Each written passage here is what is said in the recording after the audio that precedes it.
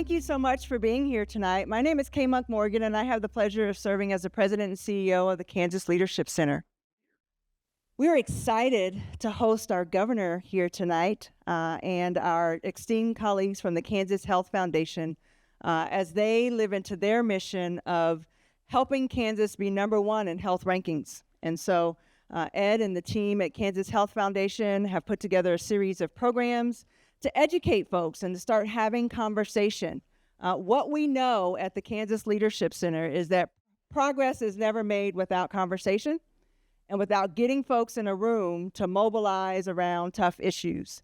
And so we're excited to serve as your host tonight. I invite you to make this your home while you're in this space and to enjoy the facilities as well as to engage in the conversation. My predecessor helped create this room for this particular activity. Discussion, dialogue around really tough adaptive issues that require lots of stakeholders to engage in.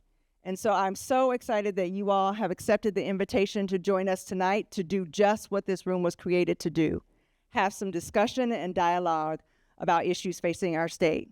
At this time, I'd like to introduce my friend and colleague, Ed O'Malley, and our governor, Laura Kelly.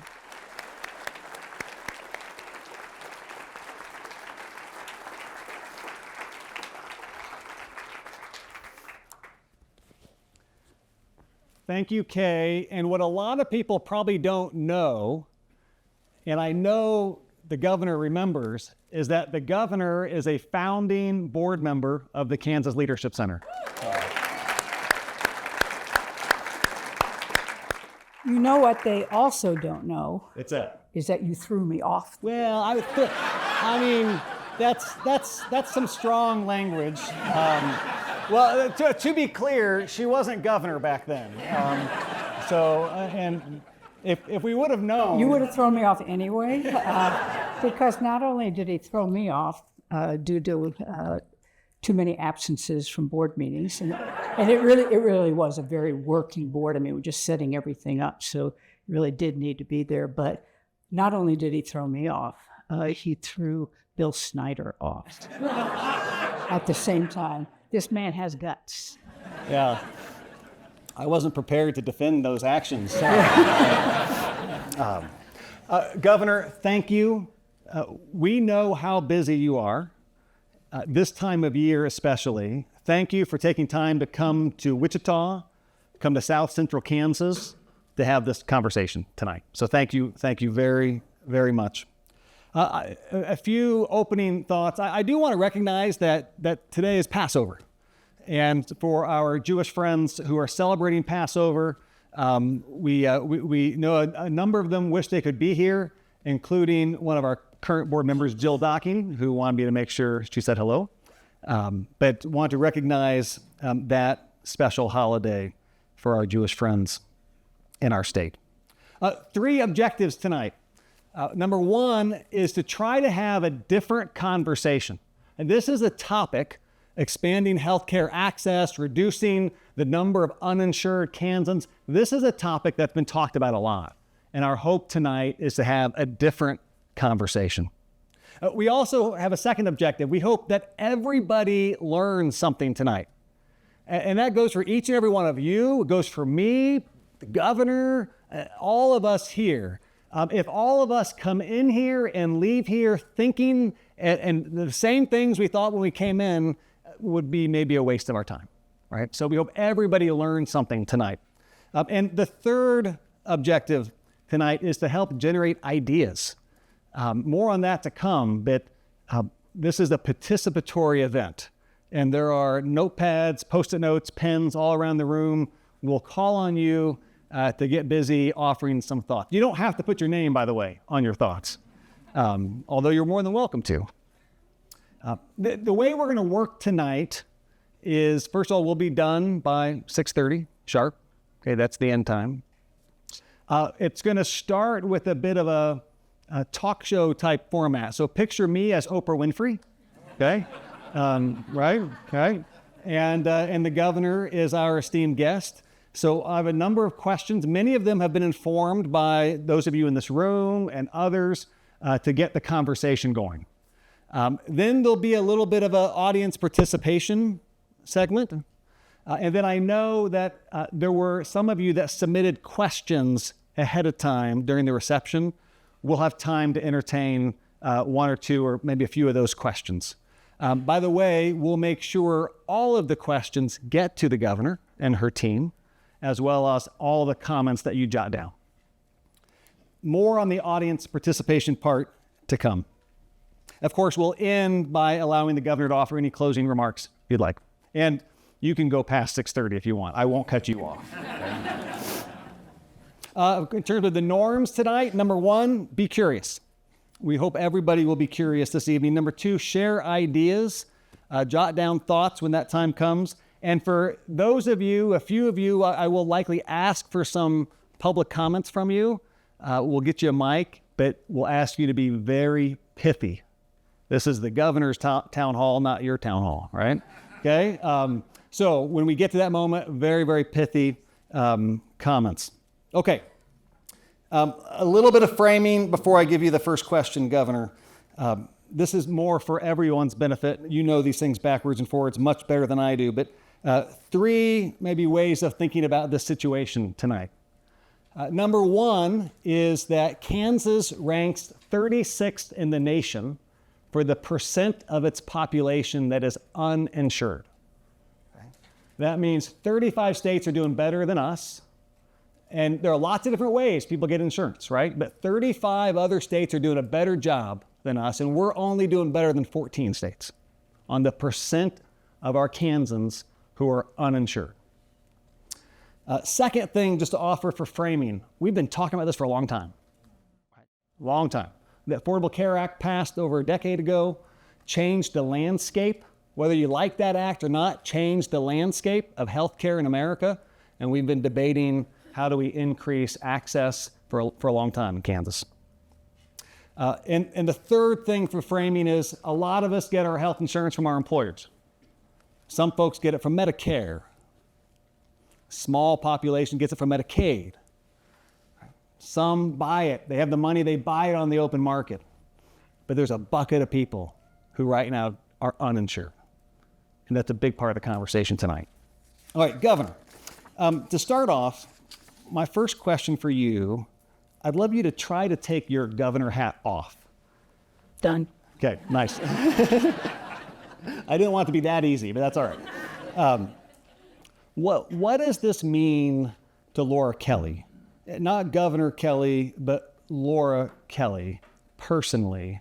You've been working on this for a long time, and I just would love to hear a bit of your head and more importantly, your heart about why.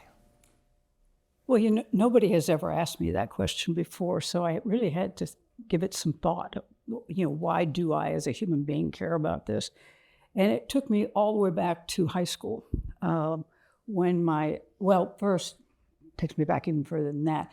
I was raised in a military family, so we always had access to health care. When I was in high school and my mother was diagnosed with breast cancer, she received treatment at Walter Reed Army Medical Center. Her total bill was $1.75 a day. So it was incredibly affordable and accessible.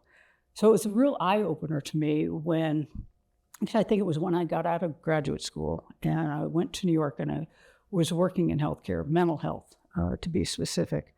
And I began to see that access was not open to everyone, that there was a large swath of the population who really just couldn't walk into a doctor's office and receive care because they couldn't afford it. And I think that's when it hit me. And that stayed with me then when I got in the Senate. And there were opportunities and I was on the health committee, a lot of opportunities to work to make healthcare access more accessible and more affordable for Kansans. And obviously, as a governor, been working like the devil to get it done. It's a topic that we've been talking about, and it can get wonky, right? These are really plugged in Kansans, by the way. And just even in conversation, I noticed and I'm not going to call anybody out individually, but some of you were interchanging the words Medicaid and Medicare, right? This is a wonky and confusing subject, and I appreciate you sharing about your mother. And just any reflections on the need to center the emotional piece of the story? Because I remember when you were in the Senate, you were like a budget hawk. You were right into the weeds of all the nuance of policy, which is kind of above the neck thinking. And I really appreciate hearing kind of a below the neck story from you. And my guess is that's important as we keep going forward on this conversation and this debate. Yeah. Okay, Governor, we don't want to spend too much time getting into the weeds, but it is a topic that a lot of folks know a lot about, but I'm curious if there's an unusual or surprising example why reducing the number of uninsured, a strategy that you are strongly advocating for is expanding Medicaid, strategy that the Kansas Health Foundation also supports. The goal, of course, is to reduce the number of uninsured, to get people the health care they need. It's a great strategy. You and I know we're both big fans of it. But can you share an example, maybe a surprising or unusual one, about why this matters so much, and maybe one that people might not normally think about or be aware of? Well, I was startled this year as we've been pushing for our 6th Medicaid expansion of what people didn't know. How many people really had no idea what Medicaid expansion was? I think we had premised the first 5 processes, the way we tried to get it passed, thinking that people knew what we were talking about and that we could just deal with the number of people who would have access to health care, that we could deal with the workforce shortage and how this would help attract and retain. We talked about the numbers, the number of rural hospitals that would be aided and abetted by Medicaid expansion, the new jobs that it would create, the billions of dollars that it would bring back from the federal government. We used all of those. When we worked towards Medicaid expansion this year, instead of taking that, which is my custom way of working, is deal with the facts and bring everybody together and try to build consensus. This time, it's really become very political, and so we decided to deal with it in a more political way. And so we started bringing not your usual suspects into the governor's office and really having conversations and trying to get them on board with this. And what we found, particularly when we invited our business industries in, whether it was the aviation industry or the bankers or the realtors, that they're all good people and thought Medicaid expansion would be a good idea, but had no idea how it would impact them. And so we talked about that, and we talked about how if you're in the aerospace business and you provide health insurance for your employees, why would you care about this? And we got that. Well, a lot of reasons, because your employees, are often leaving their kids at a daycare center so that they can come to work. Those daycare providers often are working in a situation where it's not employer-based health insurance and would be eligible for Medicaid expansion. And you have the same thing, obviously, in your hospitality industry and, in your home and community-based services industry, people going into homes to help the elderly or the disabled. So and when we started putting it in that perspective, it was enlightening to see them go, oh, yeah, this impacts every Kansan, not just the ones who are on the eligibility list, but really it's widespread. It's a hard thing to get across, I think, for people that the percent of Kansans, 8.6, I believe, is the number of Kansans who are uninsured. It doesn't just affect them, right? It affects so much beyond that, in so many ways.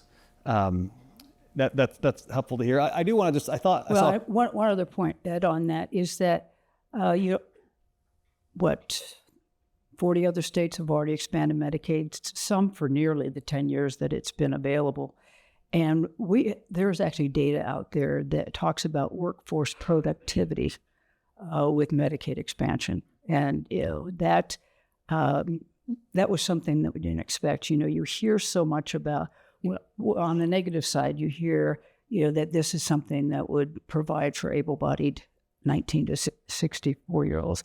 That's not the case at all. Most of the people in that workforce or in that group of 150,000 or so, we know that at least 75% are working.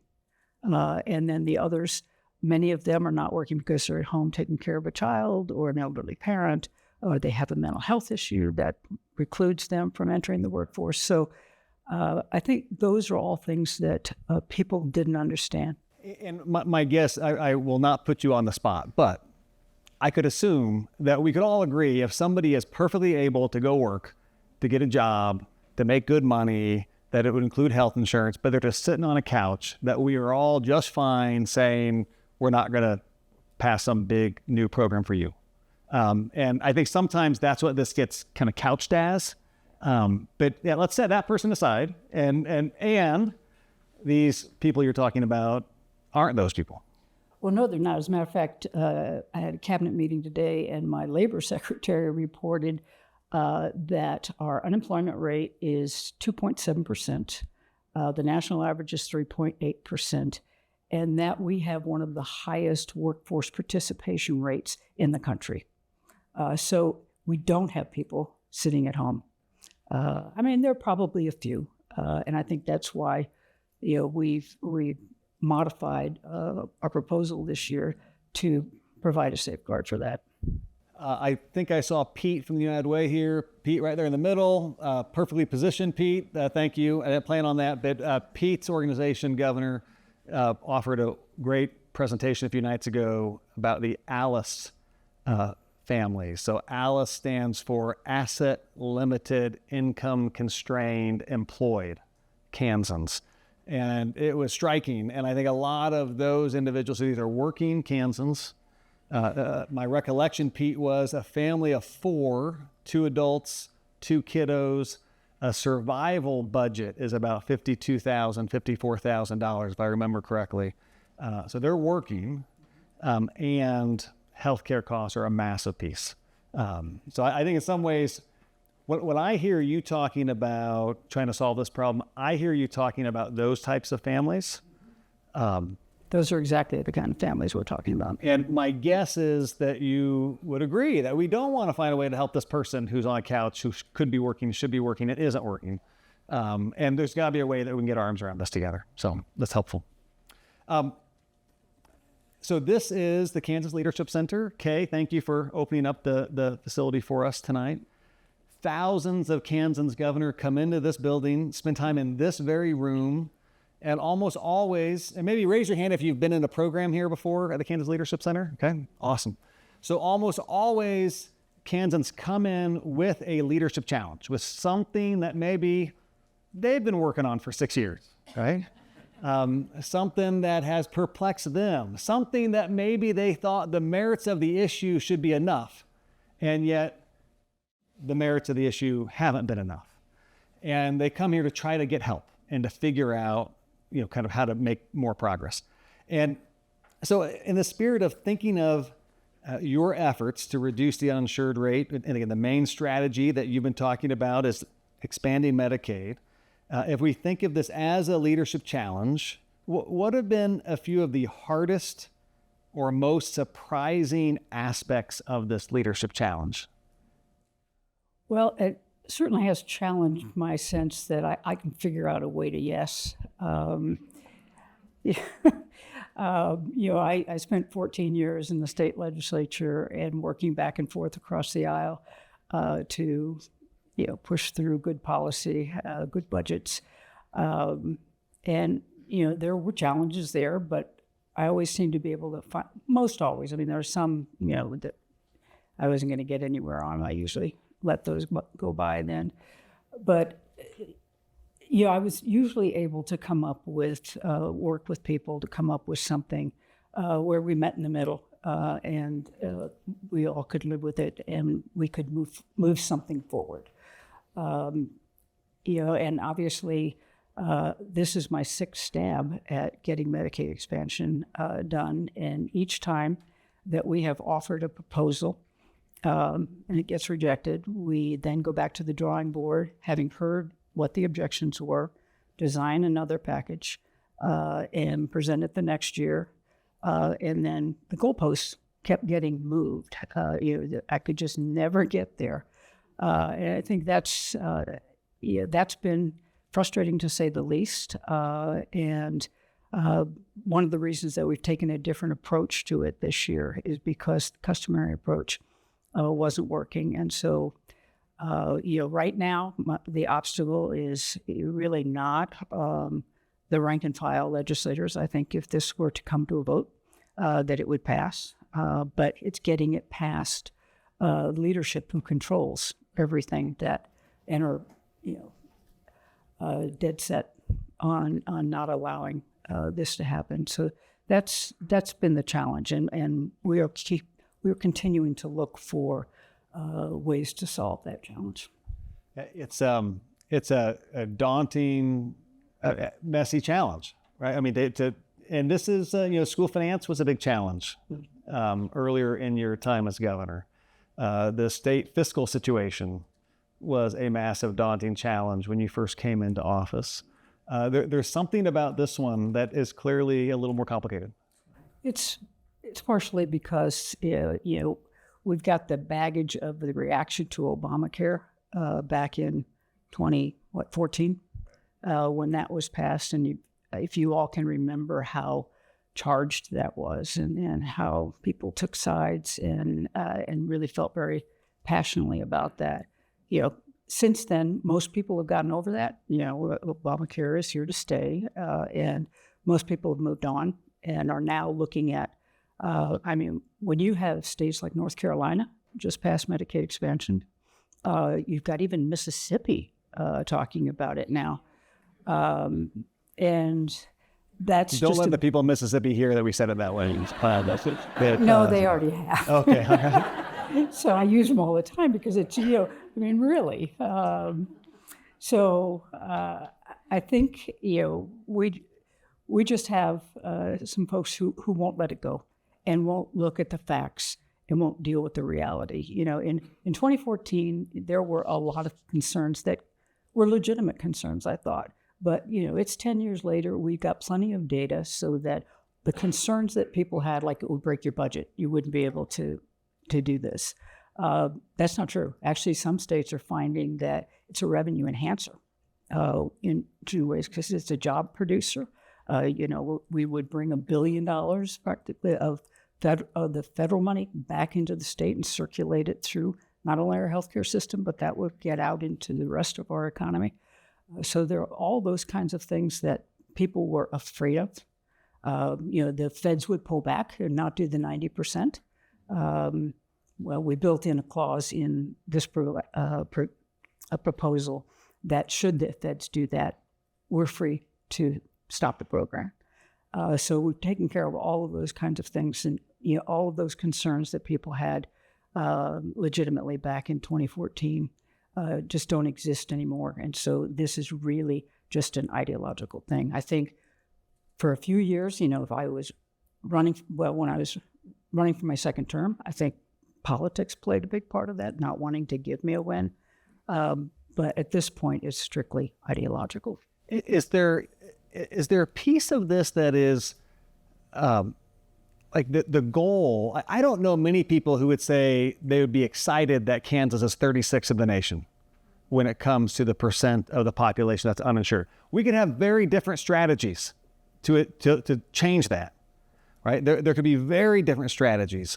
Medicaid expansion is a strategy. There could be other by the way, we probably need multiple strategies, right? But is a piece of it, Governor, like and thinking of just as key civic plugged in people, do we need to do more to help get agreement around the goal? The goal, to my mind, is we've got to get that number lower.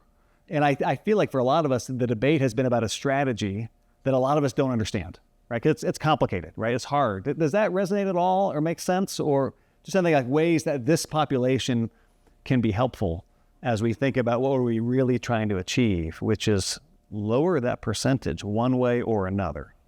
Well, we do know Medicaid expansion would lower that percentage quite significantly. I mean, in states that have expanded Medicaid, they saw their uninsured populations drop precipitously. So, and it's the easiest, it's the fastest, and quite honestly, I mean, I haven't looked at a whole lot of other ways. Well, but we try some of them, just, some of the state, we cover some people.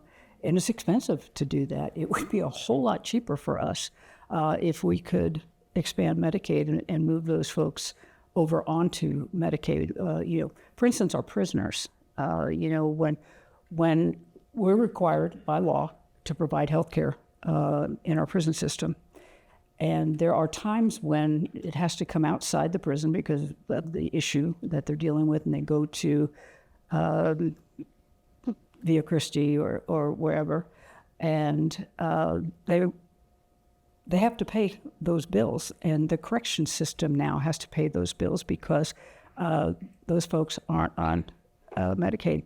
So we would automatically save the state millions upon millions of dollars if we were able to provide and same in our county jails. That's where we see it probably even more is on the county level that, right now, if anybody from the correction system here, law enforcement, but, right now they pick folks up on the street, take them into the jail. That person needs physical health care or mental health care. The county has to pay for it. And with Medicaid expansion, those folks could be covered. I think it's a good example of the complexity of this type of issue. There's nuance to it that isn't easily summed up in the big meta talking points that we hear. By the way, an example of something you all have done this year, my recollection is, in terms of helping with this overall issue, is adding dollars to increase Medicaid rates to help more providers willing and to work with the Medicaid population. So thank you for that. And I know how important that was to our hospitals and other medical care providers. Okay, we're going to get to some audience participation here in just a few minutes. But, Governor, in this building, one of the favorite definitions of leadership is that, and I think politicians instinctively understand this, that leadership is disappointing your own people at a rate they can't absorb. And I think people in business can understand that too, right? You hear about, like, it's lonely exercising leadership. You hear people say a lot, right? But so, Governor, I'm just curious how this definition, that leadership is disappointing people at a rate, your own people, at a rate they can absorb. How has that come to life for you? If you're willing to share. Well, I can't imagine I've disappointed anybody. Although there was clearly when we've been putting these 5 proposals, or 6 now proposals, there have had to be give and take on all parts. And I know, and I can say it just right out loud, we've had to put things, or we have put things in our proposals that our strongest allies opposed. I did those things, I can think of, because they were the only way we had a chance at getting it passed. And very specifically, this proposal this time, the 6th proposal, has a work requirement in it. Even though we know that 75% of folks are working, and that the other ones are doing things that prevent them from holding down a job. That really hurt. That stung in the advocacy community. I didn't want it either. I didn't want it for a variety of reasons. One, because it's a complete administrative nightmare, trying to manage this. So we did design ours a little better than it's been done before in other states.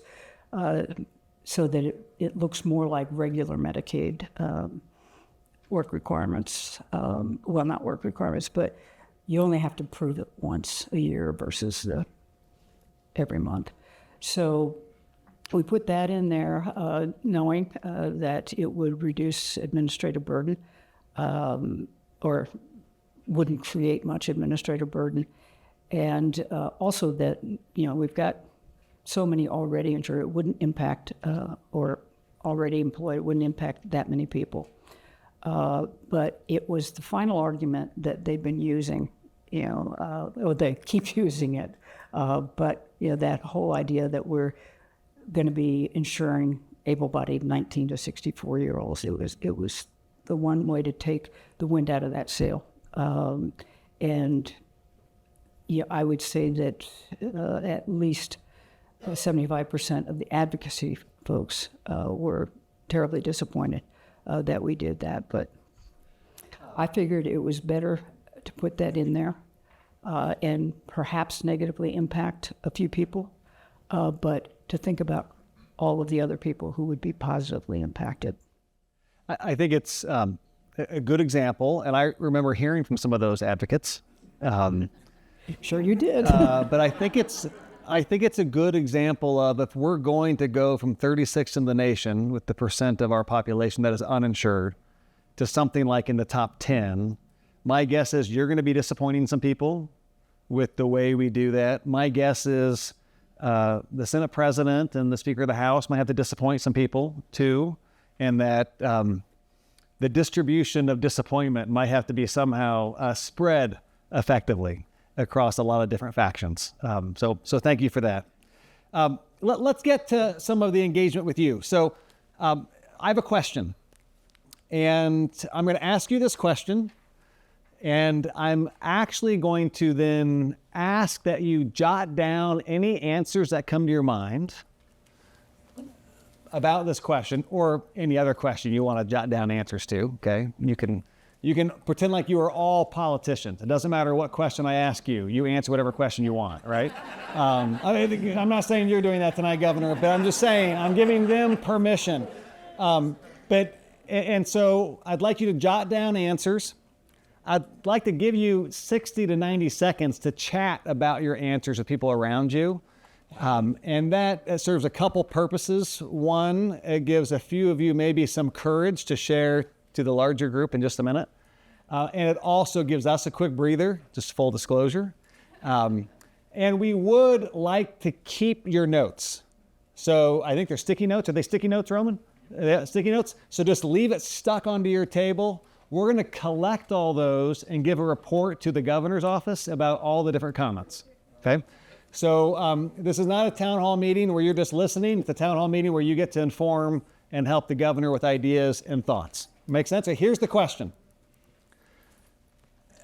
This is a group of people, and we specifically, Governor, with your staff, I hope your staff told you this, we specifically did not want to have a rally for Medicaid expansion tonight. There's a time and a place for things like that. You know that our organization supports Medicaid expansion. We know that you do. But the goal tonight was to bring diverse perspectives together. I know some of you are big advocates for reducing the number of uninsured. Some of you are big advocates for Medicaid expansion being the strategy. Some of you are big advocates for the issue of reducing the uninsured, but that's not your preferred strategy. Okay. Some of you maybe don't spend much time thinking about the need to reduce the number of uninsured, although maybe we need you to. So the question is, what can the governor and the governor's team do that would help you, everybody here is well placed in this community, help you care more and do more to help healthcare be more accessible? What can the governor do that would help you care more and do more to help healthcare be more accessible? My guess is none of us are happy with being 36th. And my guess, if we looked at Sedgwick County specifically, that number would even be worse. My guess is we're not the leading county for the percent of our population that's insured. So that's the question, okay? You're thinking about your answers. Some of you are starting to jot some things down. This is when you take 60 to 90 seconds to chat. They're going to kill our mics, I think, right, Neha? So we'll be back with you in about 60 or 90 seconds. Would love to hear a thought or two from the audience. Go for it. Thank you. All right, let's come on back. Let's come on back. So a couple thoughts.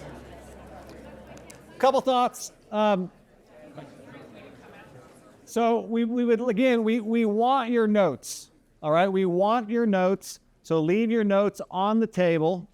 We'll compile a report. The idea behind this question is if we're going to make more progress on this issue, we need more people, frankly, like the people in this room, to engage more, okay? To care more. Right? Lots of different ways to make progress, right? But we need more engagement. Would love to hear from a few of you. Now, here's the deal. Not a time to ask a question. We got questions from the audience here in a few minutes that people submitted beforehand. So it's a time to offer some reflections on what you just shared with a neighbor or what you heard that you want to lift up. All right. Also, we've got some microphones. My team with the microphones, here's my instruction for you all. Do not let go of the microphone. Okay? Don't let go. So we're looking for a short comment, not a speech. Okay? There are a lot of amazing people are in this room. And by the way, if you want your own town hall meeting, I'll host one with you. Okay? A different night.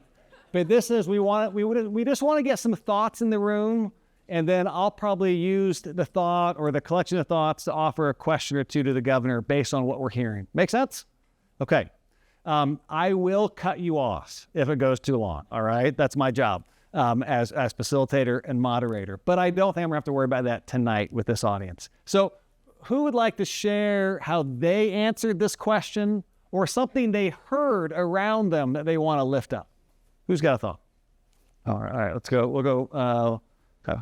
Thank you. Hold on to that mic, Neha. Okay, there you just hold it just like that. There you go. I think just for connecting people, having it come from the governor that the Healthy Kansas Advocacy Community Meeting is the second and fourth Wednesday of the month over Zoom with Lacey Kennett. So I think that would be a great way.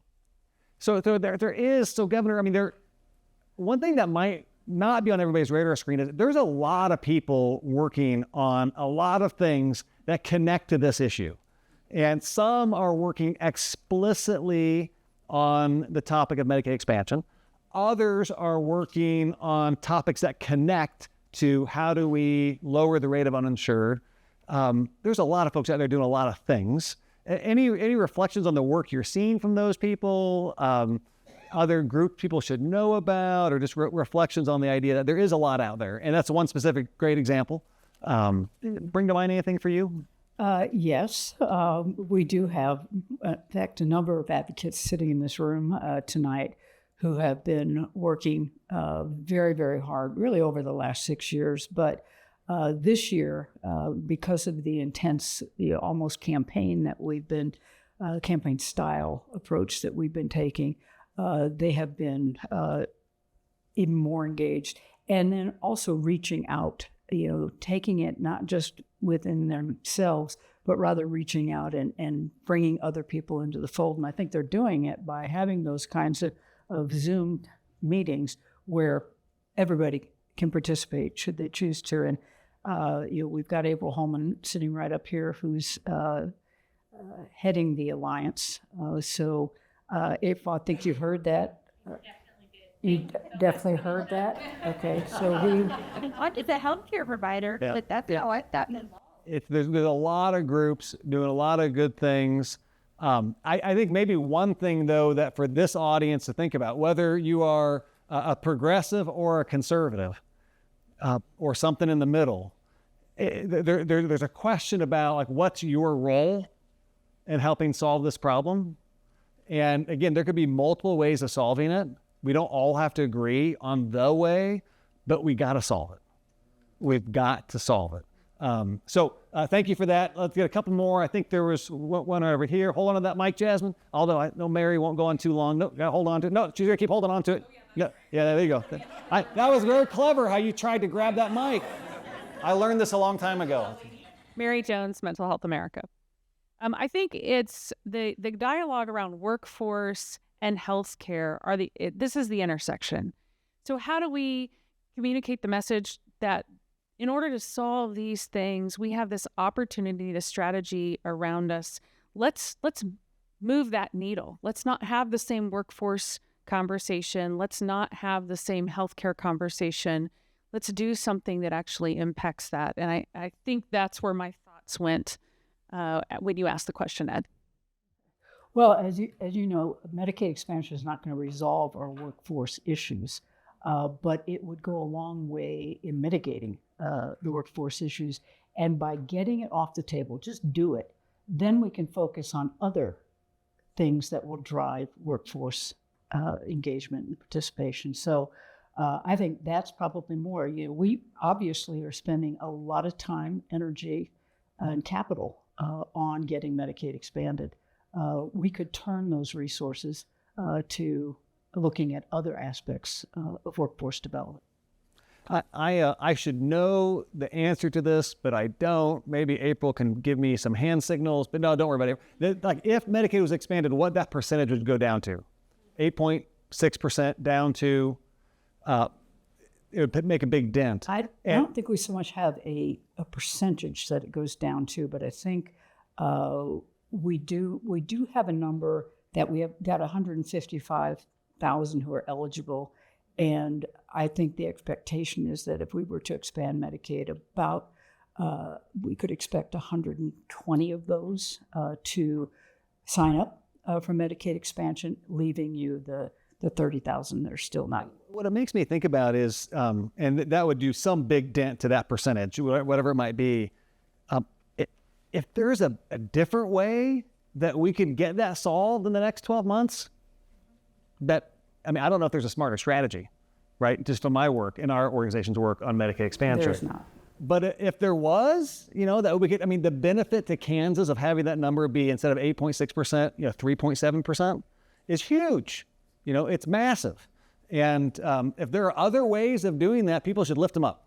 And things like better rates for Medicaid providers, that matters. That's really important. And the legislature and the governor did some of that this year.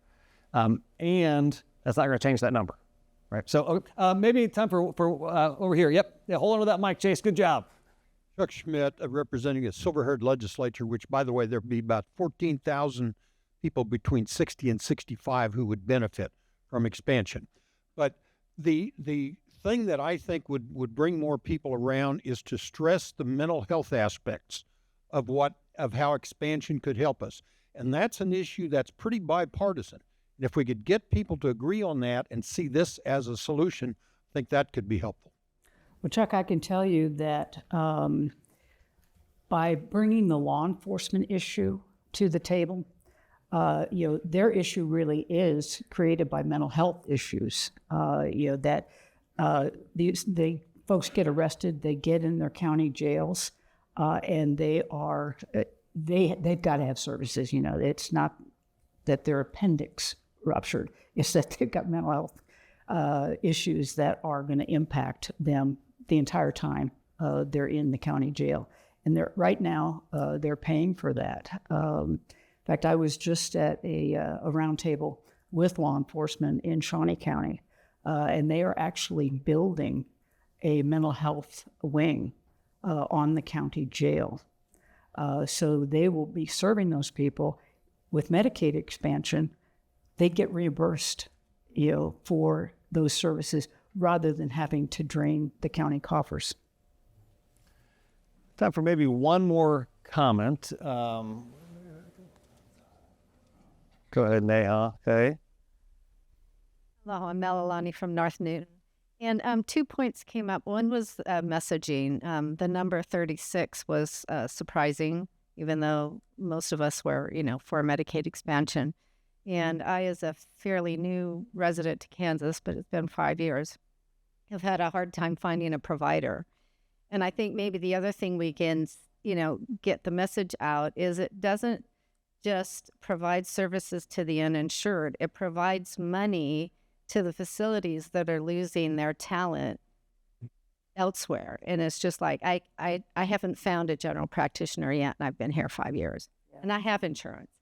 So, yeah, so that's, it's not just funding those without insurance, it's funding the facilities, and then we won't be losing the rural facilities. That's shocking. Yeah, there will be a ripple effect when we know, I mean, we've been in a lot of healthcare facilities on this tour, and, they're all losing out on millions in fact, I was just down at Prairie View Mental Health in Newton, and they're being shorted $2 million a year, which is a huge chunk of their budget. So, and what they would do with it would be able to provide more services, more treatment. And then the flip side of some of this is when you get down to our county or state lines in Oklahoma, for instance, we'll go north. In fact, it doesn't matter which way you go. We are now a Medicaid desert. We're the only state that has not expanded Medicaid. So what they're finding, and particularly on the Nebraska and the Oklahoma border, is that their healthcare workers are going across the state line to work, because they can get reimbursed for their services, or the facility in which they work can pay them more. So it's having a negative impact now with expansion. I think we could eliminate that impact and then do even more. Governor, one of the things that she mentioned made me think about, I know there is concern that some have offered that if Medicaid was expanded, that we don't have enough physicians, for example, right? That if you flood that many more patients onto the market, that it'll be hard for people to find a doctor, to end up getting access. That it almost could be, I've heard people say, almost like a false promise. I just want to give you a chance to think out loud on that for a minute. If that's true, it feels to me like, well, we got to solve that problem then too. We need to get more providers and find ways of doing that. But just any thoughts on that critique of the idea? Well, again, as we go back to 2014, and there were all of these concerns that were voiced, we now have 10 years worth of data that prove so many of those concerns wrong, and including this one. I think in the states that have expanded Medicaid, they have really seen, no access issues except perhaps a 5-minute longer waiting period in the emergency room. That's really what they have found, that it just doesn't happen. And you also can be able to keep some of our physicians and our nurses and techs who are going across our state line now to work in other states. So we've got a few questions here. So thank you for those of you who are willing to share your thoughts. If we didn't get a mic to you, please keep writing your thoughts down. Again, the KHF staff will compile all those. Chase, I'm sure we'll find a way to make that report available to anybody who wants it. We'll figure out a way to communicate that to folks here in this room and beyond. But we do have a few questions that were submitted beforehand. Governor, so talk about kids. How would children, we like a lot of this debate. So there's a, I won't read the whole question, but there's a question here about what would this mean for children in Kansas? And I think a lot of the debate has been, for right or wrong, about adults, about able-bodied working adults, things like that. Like that's taking a lot of the oxygen out of the room on this debate and this discussion. But there's a question here wondering what does this mean, if anything, for kids in Kansas? Thoughts on that? That means a lot because, of those 150 or so thousand uninsured, I think it's up to about 45,000 now are actually children. And the difference it would make is, and again, we know from studies that if a parent who is on Medicaid, they're much more likely to sign their kid up for Medicaid. And in Kansas, we've got programs specifically designed in Medicaid for kids, but we reach many of them, but we're not reaching this 35 to 40,000 because their parents probably aren't aware or just haven't been motivated, don't understand the benefit of it. But if they were eligible and they make their way down to apply, they're much more likely to put their kids on. And that would be a really good thing. Yeah, that makes sense. This is one that I will confess I don't fully understand all the nuances to this next question. And my guess is most of us here don't. I keep hearing about the IDD wait list. Okay, this is a wait list for Kansans with intellectual developmental disabilities. Okay, will expanding Medicaid harm IDD in Kansas? No. In fact, it would help if we were to do that.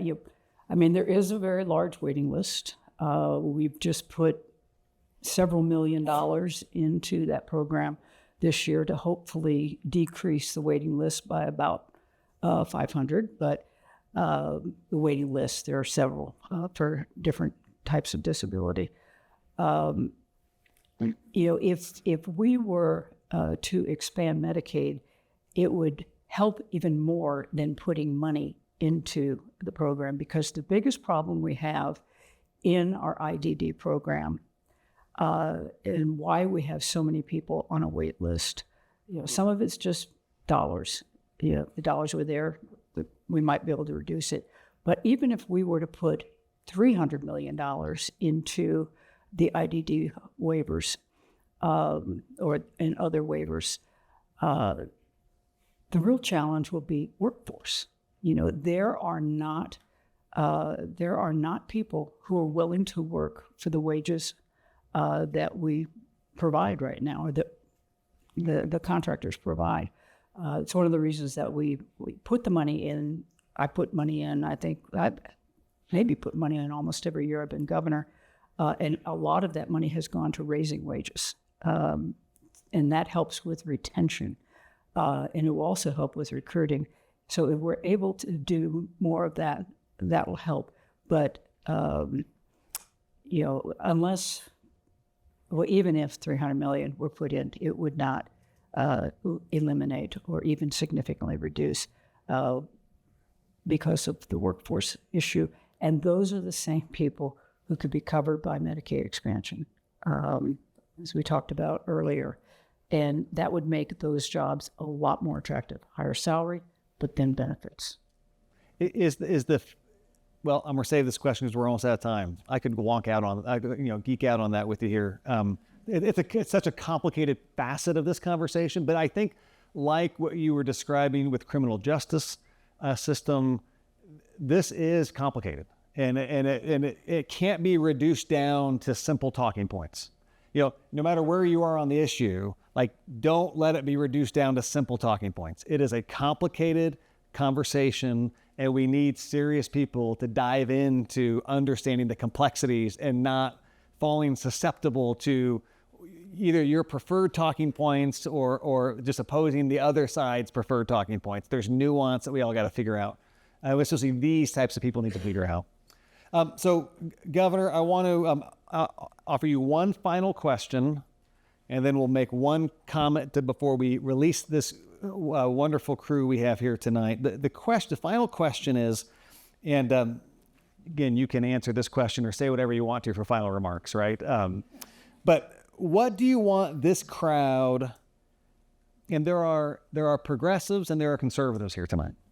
There are people who've been with you every step along the way on Medicaid expansion. And there are people in this room that have not been with you, okay? And there are a bunch of people who are in between, don't know what they think, right?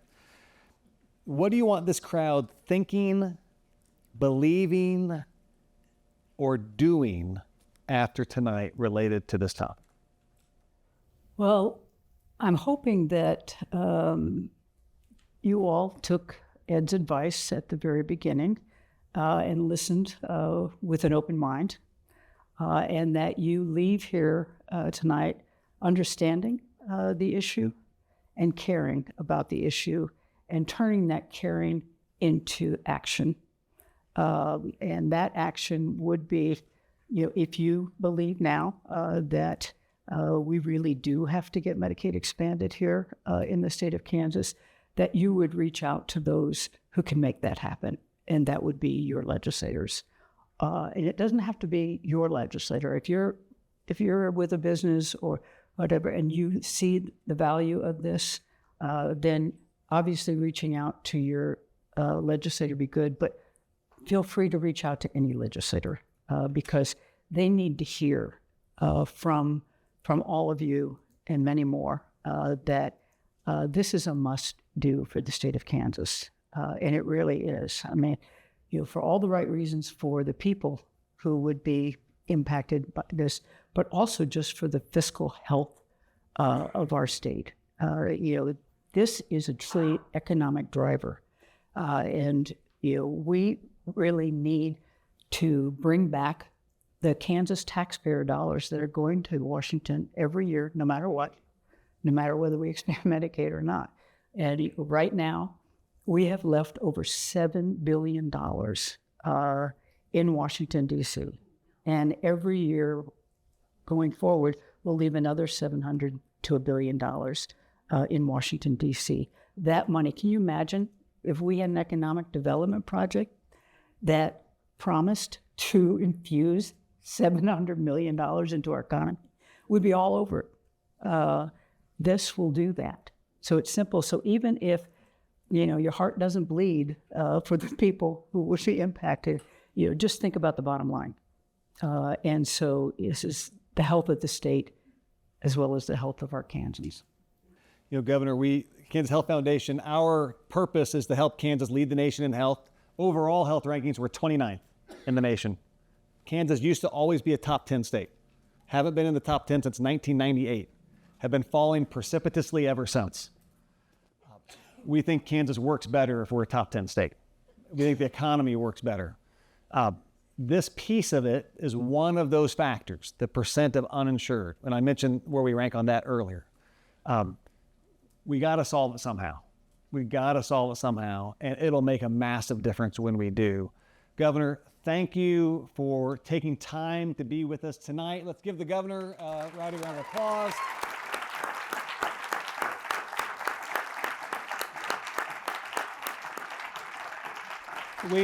We appreciate all of you being here this evening, taking time to learn, and we hope all of you, no matter where you are in this particular question, think about what more can you do, what does it look like to engage more, what does it look like to create more progress. Thank you for being here tonight. The governor is going to speak with the media for just a little while before she has to get back to Topeka shortly thereafter. But thank you, everybody, for being here tonight. Thank you all very much. I appreciate it.